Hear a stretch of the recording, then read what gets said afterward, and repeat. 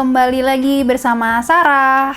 Dan kali ini gue pengen ngobrolin nih salah satu series K-dramanya Netflix yang baru selesai, yaitu adalah Love Struck in the City. Berfokus di 6 karakter yang mereka masing-masing menceritakan kisah cintanya.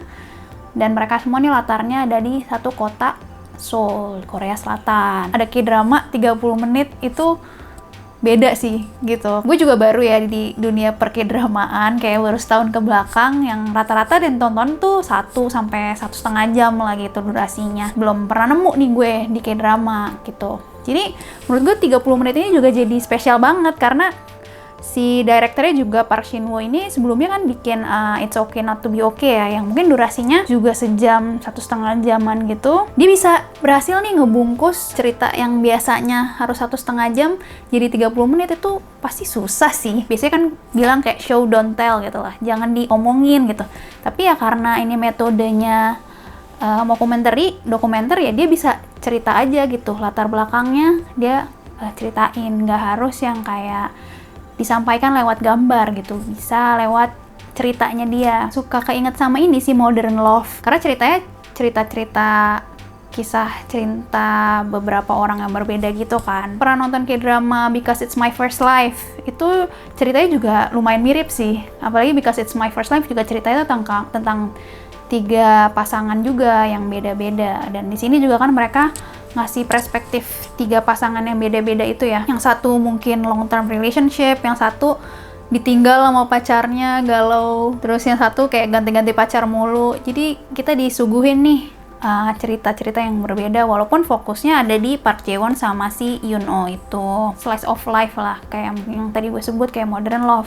Jadi ceritanya tuh lebih dekat aja sih sama kita, jadi bisa lebih relatable. Gue sih ngerasanya ya pas nonton ini nih treatmentnya agak-agak beda dari drakor yang udah pernah gue tonton gitu. Yang paling sangat signifikan adalah penggunaan slow-mo sih, karena gue kan agak-agak suka kesel aja ya nonton K-drama tuh slow-mo-nya suka lebay gitu, 1 menit cuma lihat-lihatan doang gitu.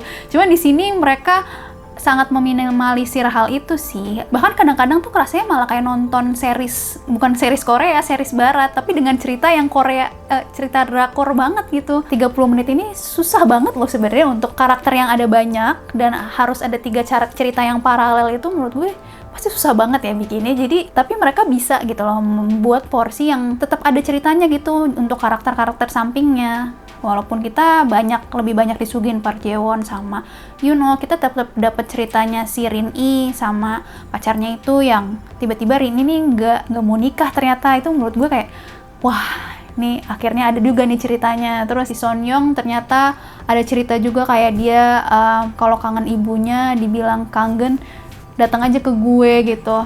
Jadi itu cerita-cerita karakter sampingnya tuh diperhatiin juga sama si Park Shin-woo, karakterisasi dari Yoon-oh.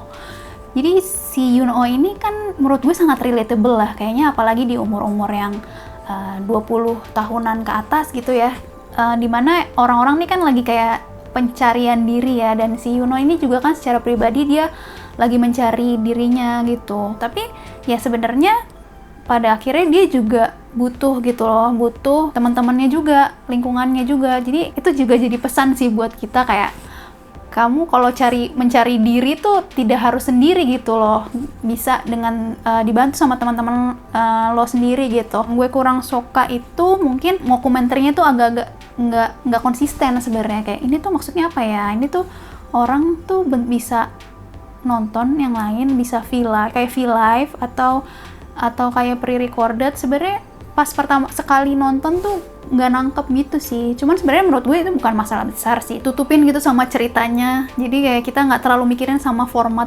dokumenter ini. Tadi gue bilang juga porsinya lumayan ya, karena sebenarnya nggak sepenuhnya oke sih. Kayak misalnya ada yang sayang juga gitu, si Son-young tuh karakternya menarik banget sebenarnya untuk dikulik, cuman ya dia nggak terlalu banyak dapat screen time-nya. Terus ada salah satu yang mungkin gue juga masih belum nangkep gitu ya sampai akhir, itu yang Rin-i di akhir itu kan ditelepon sama si mantan pacarnya tuh, udah putus kan, diangkat sama cowok, terus udah aja nggak ada. Itu kan di akhir episode 16 ya, dan di episode 17 tuh nggak ada kejelasan itu sama sekali aja sih. Jadi menurut gue itu agak gantung, apakah ini adalah cerita yang akan dikembangkan di season 2 atau gimana, gue juga nggak tahu sih kalau ada season 2 juga ya. Episode 17 gitu, karena episode 17 nih nggak harus ada gitu sebenarnya si episode 17 ini, karena benar-benar cerita cuman tentang si polisi itu, si Choi Min Ho, cerita relationship lain gitu di dalam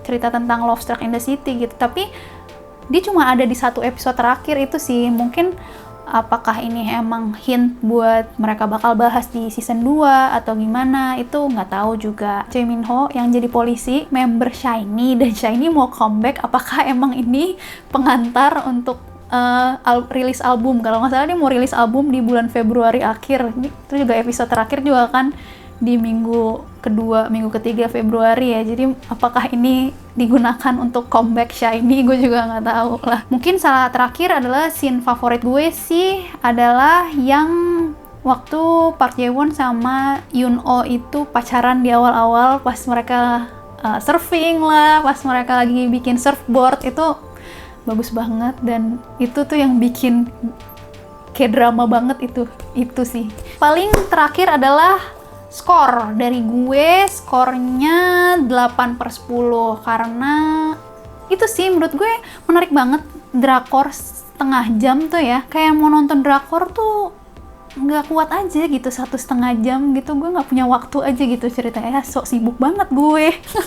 Jadi kayak 1,5 jam tuh kadang-kadang makan waktu dan emosi yang terlalu banyak ya kadang-kadang kalau nonton drakor tuh. Dan untuk orang-orang yang mungkin biasa nonton drama-drama western itu mungkin cocok gitu nonton drama ini. Mungkin ini bisa jadi perkenalan juga nih buat teman-teman yang belum pernah nonton drama Korea, buat nonton drama Korea gimana sih ceritanya tuh yang bikin orang greget gitu. Mau dong kalau misalnya kalian ada rekomendasi seri-seri K-drama yang mungkin ada setengah jam juga yang gue nggak tahu nih ya, yang oke juga nih kayak Love Struck in the City, atau ada argumen lain yang menurut kalian kurang belum gue sebutin, coba di komen di bawah. Jangan lupa like, subscribe juga, join Discord-nya juga Cinecrip, follow Instagram Cinecrip, banyak banget nih gue promosinya.